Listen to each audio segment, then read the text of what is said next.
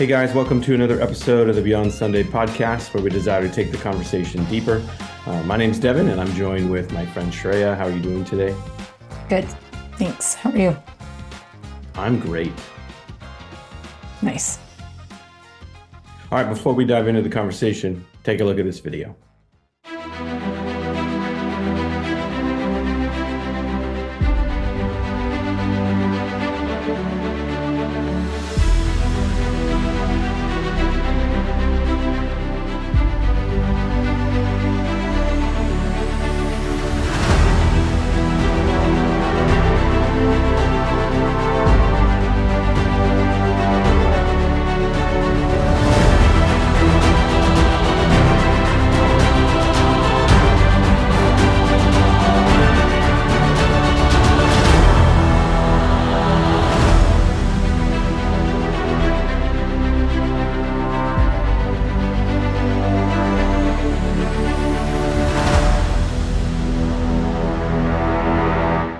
All right, guys, welcome back. So, Devin, tell us where we were at this week. What was our big idea? What were the scriptures, the text we were in?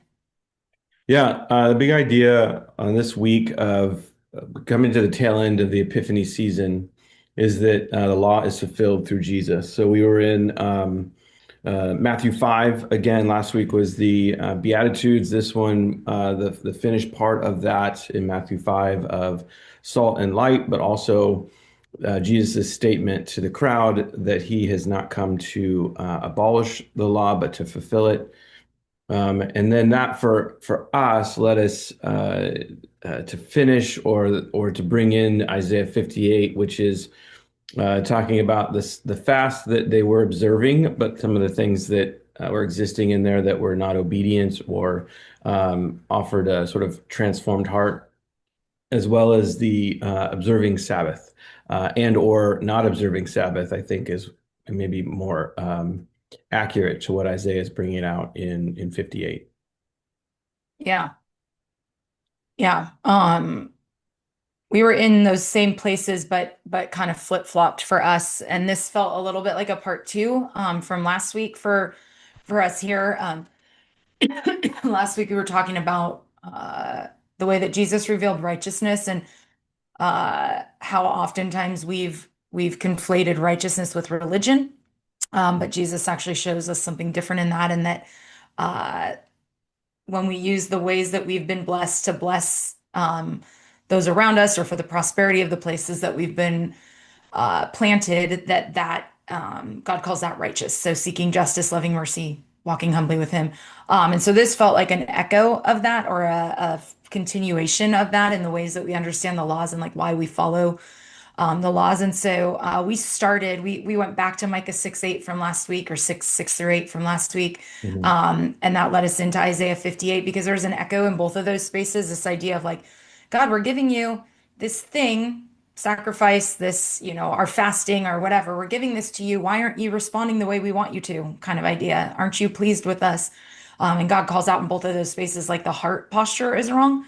So that's where we started. We were also at tables this Sunday. So every so often, we do church around the table, just as a space to kind of mix things up a little bit. But what it allows for is more of a conversation and a wrestling through what God's saying in the moment, instead of me offering something that they get to go chew on throughout the rest of the week. We get to kind of do that in that space. And so that's where we started with Micah and with Isaiah 58, and the question of like, what is it that you're bringing to the altar? So, Mhm. what in this space, either in our emotions and like, are we being honest with God where we're at, but also like, are we checking boxes off that we've decided are like, these are the good things to do, and then expecting like, God, aren't you so pleased with that, without giving Him actually our hearts, and so that's where we started.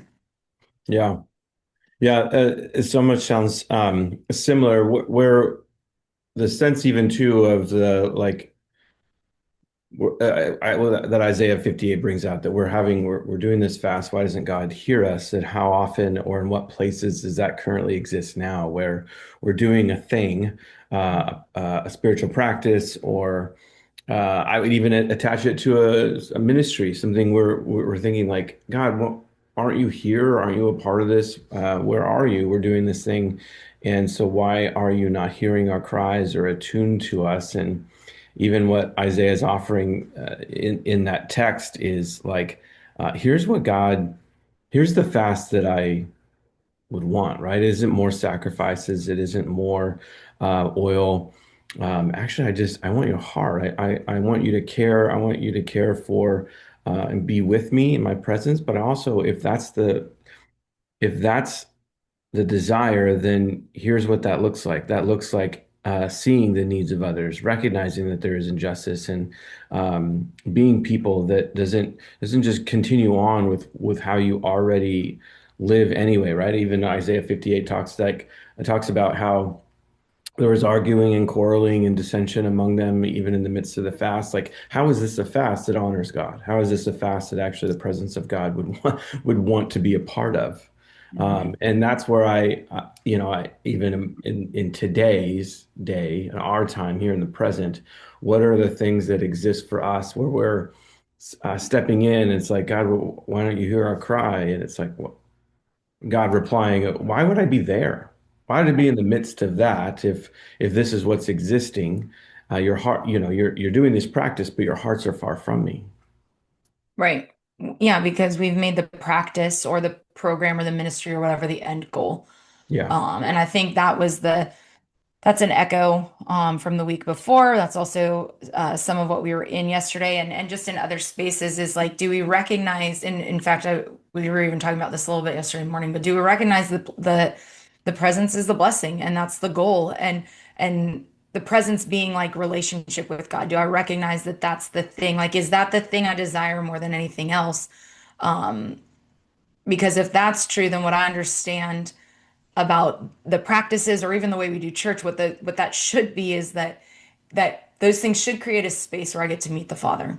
yeah, And clear out the clutter, quiet the noise, create intentional space, whatever. And so those practices are good for that. But if I've made the practice the goal, like I want to be a really good Sabbath keeper, or I want to be, we were talking about it on practicing the way last week do it in the fasting practice of like the goal is not, hey, I fasted 52 times this year and like look at me go, I'm a weekly faster.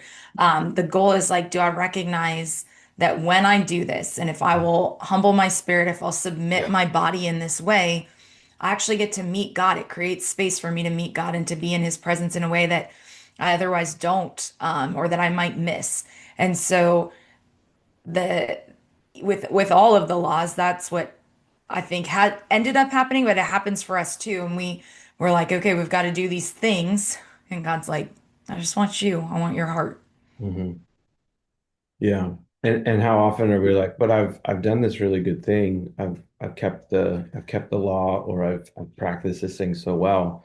Um, aren't you pleased with that? And while at the same time, uh, yeah, I'm even going back to Isaiah, like, have I cared for my neighbor? Have I loved um, my neighbor? Have I seen where there is hurting that exists around me, and have I done anything about it? Have I stepped into it?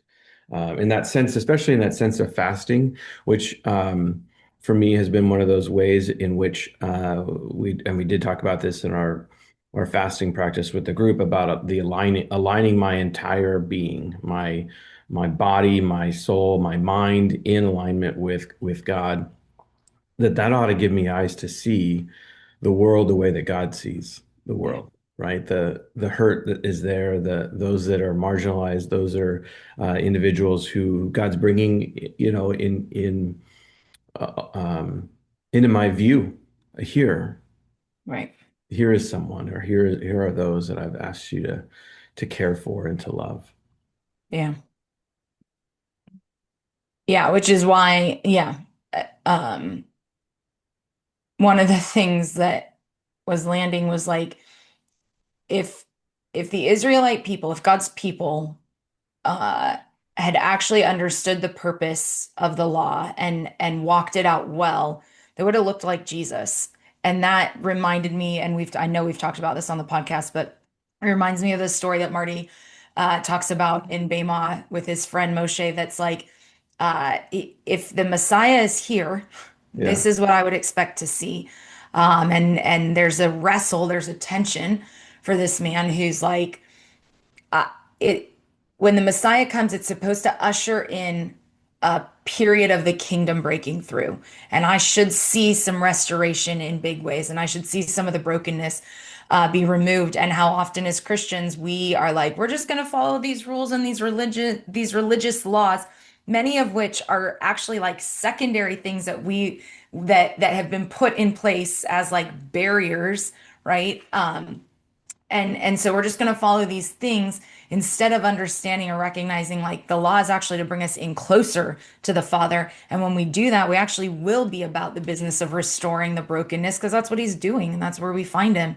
Mhm. Um, and so that even that idea of like, what would it look like if we were following God's laws and rules and commands? Well, it would look like Jesus. Yeah. And Jesus was disruptive to the empire that existed at the time, and so we should be also for disruptive both for the uh those who were not God's chosen people, but also for those who had taken empire and dressed it up as kingdom Mhm. is how I don't know, that always lands for me. For the religious leaders of the time, Jesus was disruptive. Yeah. Yeah. That brings to mind a conversation I had last night with we had a game, a basketball game, and so I was talking with the principal at the school we were at. She used to be here in the area and then went and now is principal at another school. And so I had a chance to just talk with her as she was there cheering on the kids playing in the game before ours. And one of the things we were talking about, because I guess yesterday was a day in which students gathered downtown. So student body from the middle school, student body from the high school gathered downtown in their city as a form of protest and protest to what's currently going on and where things that they're seeing that they don't like anyway. So um, she was asking, like, did our school did do the same? And we it didn't happen. So anyway, she was just talking about like the conversation she's had with these middle school students who um, like see in the world that they see through their eyes. What is it that they see, and where is it that they're stirred up or bothered or have a concern? And in some ways, that concern comes out like in protest where they spray paint in the bathroom. Hmm. And she goes, "Who? What is and talking to these students and like." Um, who is it that you're trying to get attention? Because in this way, you're getting my attention Hmm. and vandalism. But if you're wanting to get the attention of like how our world or how our country is um, dealing with certain things, like this is only getting my attention. Yeah. You have a voice, and you are welcome to use it. In fact, we live in a country in which you can. And so talking through the ways in which it looks to share your voice, to be a voice for if you're sensing or seeing injustice, to call it out and and you have a voice there. But in ways that it looks like, yeah, if we're just going to spray paint in the bathroom, that's not using your voice in a way that's actually now vandalism. And I'm not sure what you're wanting to communicate to the wider world of you have an issue, but there are places in which you can do that. And so that even the question of like, well, can I then go downtown after school and with the rest of these students and be a part of this rally? And she goes, yes. Yes, you can. Absolutely.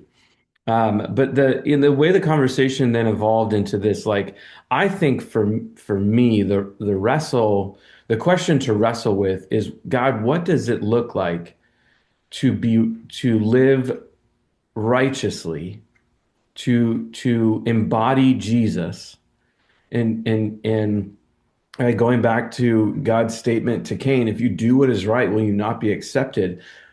our conversation evolved back into this. Like, I think that's the conversation that's worth wrestling about because everything else we talk about then only sits at the surface, right? What are injustice we see in the world? What are the struggles or the systems of sin or that all sits at the surface. Everyone sees it. But if we're having the conversation of like in ways that God's convicted me Hmm. to embody his presence and nature into this world. Now we're having a conversation of how of the righteousness of Christ in me and through me into this world. Yeah, well, and we've had a few conversations that feels like an echo of a few conversations you and I have had even recently. And I can't remember if some of that was on the podcast or not, but even around service, like we were talking about last week, and because so often what we tend to do is everything feels so big and Yeah, so heavy. right. How do I be righteous in this world in 2026? So Or much how do I brokenness. solve this problem? Or yeah, I mean, to pick any of these things, they're way too big. Um, and they're so big that they can be paralyzing or crippling, right? Mhm. So that I can't do anything. This is too much. It's too big. It's too heavy. Um, and I don't know. I guess for me, it that lands in a space of like, well, then doesn't evil win? Is that not like Mhm. it doesn't actually even have to get us to do anything wrong if he can just paralyze us or immobilize us because it feels too big. Mhm. And so the idea of quietly living a life that's shaped like Jesus and asking the question for me, and I don't know, it's even dialing it back to like, I don't even have to necessarily ask God, what is my life overall? What do you want that to look like? But in this moment, in this space right now, what would it look like for me to be shaped like Jesus in Mhm. this way? Yeah. Um, and if that's so like, that feels so simple, but if in every space I'm stepping into or showing up, God, I want to look like you in this place, Mhm. in this conversation I'm about to have, when I go through the checkout line at this store, when I have to make this phone call, like in every space, what would it look like to look like you here? And actually, again, if we dial that back a step further, what that means is I actually have to spend enough time with him that I know the answer to Mhm. that. Like, Yeah. okay, I've spent so much time with you, and this is where this all is such, it's all connected and such an echo, but the mannerisms, like, I've spent so much time with God that some of that starts to naturally come out. And I don't have to like wrestle with the question of like, what would it look like to be Jesus in this space? I already know because that's what exists in me because I've spent so much time with him.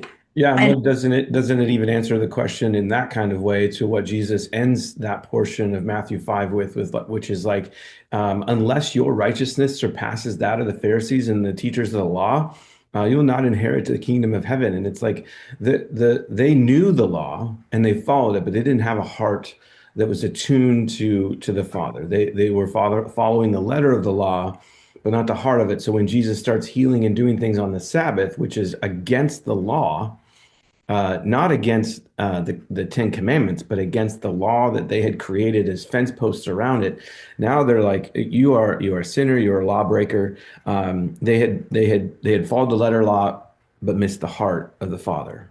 yeah, yeah, so we ended with Jeremiah 31, 33 to 34, which says, "This is the new covenant I'll make with my people, with the Yeah. people of Israel after those days. I'll put my instructions deep within them, and I will write them on their hearts. I will be their God, and they will be my people. And they will not need to teach their neighbors, nor will they need to teach their relatives, saying, 'You should know the Lord.' For everyone from the least to the greatest will know me already, and I will forgive their wickedness and never again remember their sins." And Yeah. that idea of even this phrase of like Jesus actually what he's inviting is an internal transformation, not external confirmation Yeah. and or conformity. Mhm. And so often with the law, that's what we're doing. Like I've conformed, I've Mhm. decided I want to be a Christian, and so I've conformed to the religion the way that that looks. I go to church on Sundays, I might tithe, maybe I'm involved in a ministry, whatever. But if I haven't changed the internal piece, which is actually the abundant life invitation Jesus Right. offers, Yeah. and first of all, I'm going to fall short of that conformity every time. And in doing that, I have to think through that every time. Okay, what are the rules I'm supposed to follow? What are the things Mhm. I can and can't do? And I've missed the space where I get to actually have God's law written on my heart Right. in a way that changes me from the inside out. Yeah. Yeah, which is where our conversation ended yesterday with the principal. of I'd made the statement like we've seemed to have lost the ability to see the Imago Dei in people, the image of God on all people. And she made this statement of like, yeah, and many of those that she's talking with don't believe what we believe. Don't believe that there's a God and that and that Jesus, his son, came to earth to save us from our sins, give us a way back to God, give us now become our mediator, goes before God on our behalf. Um, and I was like, yes. And if the world has any hope to know that there's a God that loves them, we have to live this out. Yeah. We have to live it out in such a way that we see the Imago Dei in people around us, that we recognize that you were made in the image of God.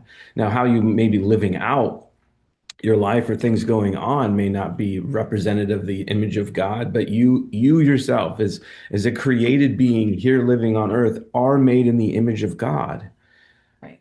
And can I in a relationship call attention to that? Or in my own life, can I move from this, like you talked about, this external compliance, like I'm following the letter of the law, I know what I'm supposed to be doing, to an internal alignment that actually it's Christ in me that helps me live this kind of way, empowering me to live the life that's obedient to the Father, not because I've checked the boxes, but because there's such a desire within me to be aligned to the Father, to be in right relationship with Him, because I delight in that, and He delights in me. Right? Am I recognizing that there's both and in that? He delights to be with me.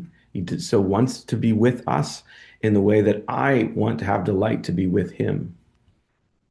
Yeah. And will I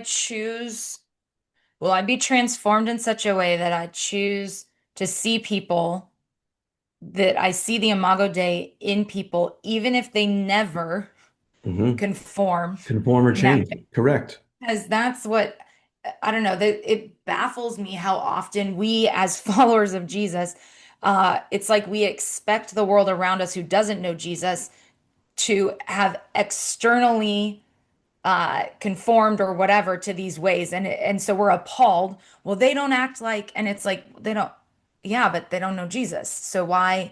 why is that the expectation, and why is that the like that we argue with that, like, well, the other side, and it doesn't actually matter what side, Correct. either way, the other side, and like, okay, but isn't that like, I don't know, isn't that something we even tell our kids, like when the boys are doing something and they get in trouble, and it's like, well, and I'm like, I don't care. I'm talking about Hmm. you right now. You're Hmm. responsible for your actions. This is like such base level. And so Yeah. for us as followers of Jesus, the expectation that the world around us would actually look like the kingdom when they actually haven't met Jesus and the heart transformation hasn't taken place, it doesn't make any sense unless what we're also doing is just conforming externally and we also haven't found that transformation that allows us to like step into a world of brokenness that is gonna, I mean, how many times we're reading first and second Peter regularly, right? How many times is Peter talking about this suffering we're gonna experience for Jesus? Like, do we recognize like that?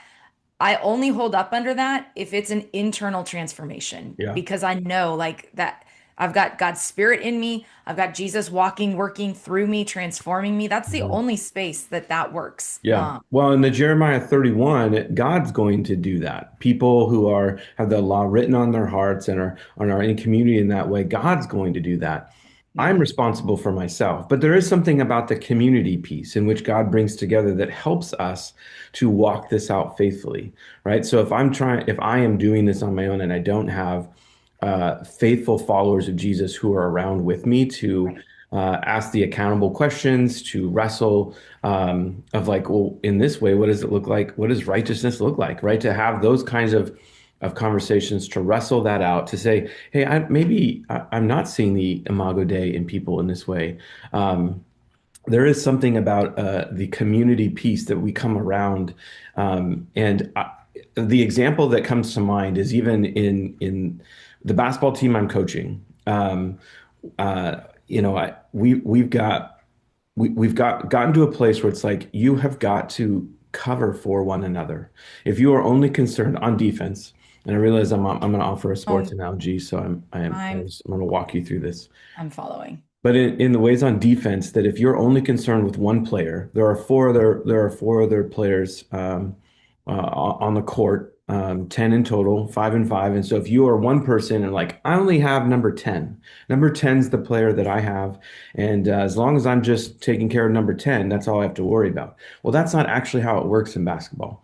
There's something that's called team defense. And in fact, you have to cover for one another. You have to help each other. If someone gets beat, are you the closest man there to help them? That's the piece where it's like, in this way, how do we walk this out together? I can't only be concerned with myself. I have to, in community with fellow believers, say, hey, I'm here with you to walk with you as you are walking with me in ways that I need counsel or help or just a friend to sit with and pray with. I'm here with that. And in the same way, I return that. I am here in this kind of way, that's what this community looks like. That if we want to um, see Jeremiah 31 take place, it isn't just me. I actually have to be together in community to ask these questions, to walk this out together. Yeah, to remind one another of what's true about God when other voices get loud, right? Yeah. And so in those spaces where inevitably, because life is hard and Jesus told us it would be, in those spaces where yeah, where maybe we've forgotten or maybe we're wrestling with like what is true. I do need those people around me to speak truth in. Don't forget what God said. Don't forget who you know him to be. But those people are people who follow Jesus.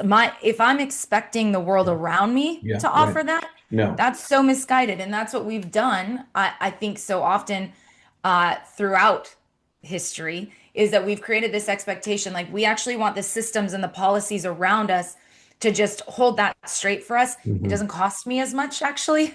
Then I don't have to get into the mess of it, the wrestle of it.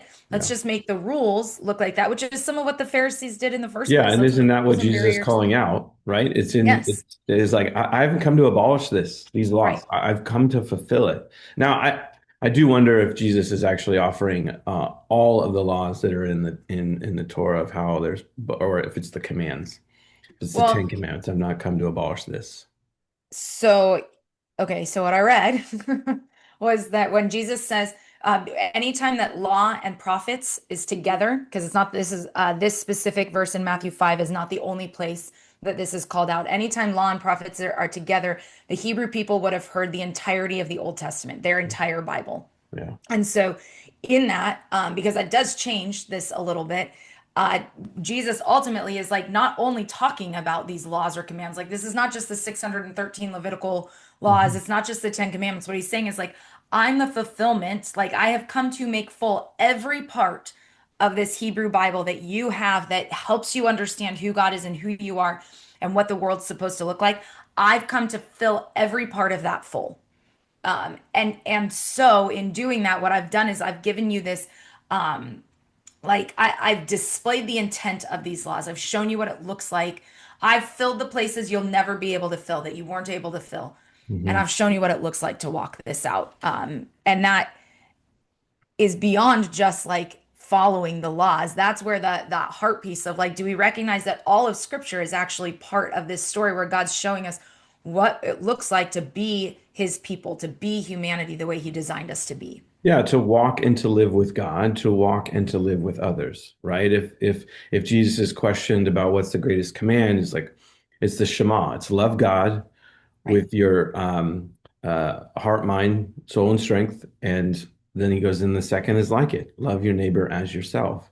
Um, so in pairing that together, if all the laws and commands hang on this, Yeah. here's how I'm Jesus being the one who is going to help us to live and to walk with God and to live and to walk with others. Well, and not just the laws and the commands, because that's the phrase he uses there is the same thing, law and prophets. So if everything that we know, the people he's talking to at that time, their compass, their guide is the Hebrew Bible. Yeah. Everything that they know and understand about who God is, who they are, and the way the world works exists in the Hebrew Bible.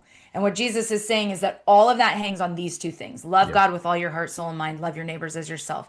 that only makes sense when we understand that the law was given so that God's people could dwell with him. Like it was Yes, made right. to create a shape that says, now my presence can once again dwell with you the way I designed it to be in the first place. And Yeah. so it's not a getting rid of any of that. It's a filling full of all of it. Right. Yeah. As you just, yeah, already mentioned. Yeah. He has come so that with all this would be full and life abundant, right? He's come to offer this. Yeah. All right. As we wrap up this episode, what would you say is a Kairos? What are you hearing from God, and how are you being invited to respond? Yeah. This is landing for me just right now in this conversation again, and this is an echo of the reminder that I don't want to get too far out ahead of myself. And so, right now, in this moment and in this day, in every space I sit in, what's it look like for me to be shaped like Jesus in the way I show up, and not get so far out ahead of myself that it's paralyzing or overwhelming, or that I tend. The other thing that happens, at least for me, the further out I get, the more I tend to put my own, like, here's probably how this should look. Here's probably how I could fix this. Here's probably how and I intend to put myself into it or try to take control of it. And so the reminder of like stepping back and asking, like, am I spending so much time with God? Am I abiding well? So that that's what comes out of me. When the world bumps into me, it's the God's spirit that comes out. And then in each moment, I'm not asking what my life as a whole needs to look like, but right now in this moment, what's it look like to be Jesus in the space I'm showing up in? Yeah. Yeah, for me, the Kairos is kind of a combination of the questions I ended with. One of them is, do my spiritual practices reflect the heart of God or just my habits? Um, and then the second question is, my obedience shaped by fear, duty, or delight? And there's something in there I'm wrestling with. Okay, Lord, what is the? You've gotten my attention here. I'm still sitting in these questions, um, and pondering. Yeah, do my spiritual practices reflect the heart of God or just a habit? Like this is just something I do, but I don't quite have, there isn't the heart transformation or the example I used was like shifting a fast day 12 hours from where it currently sits on a Monday to a Tuesday midday to a Wednesday midday. That totally threw me off. It's like I'd never fasted before. My body didn't know what was going on, versus a Wednesday that had become over the last number of years has become such a predictable pattern. My body no longer responds in the same kind of way that then I wonder, am I mindful that God's with me?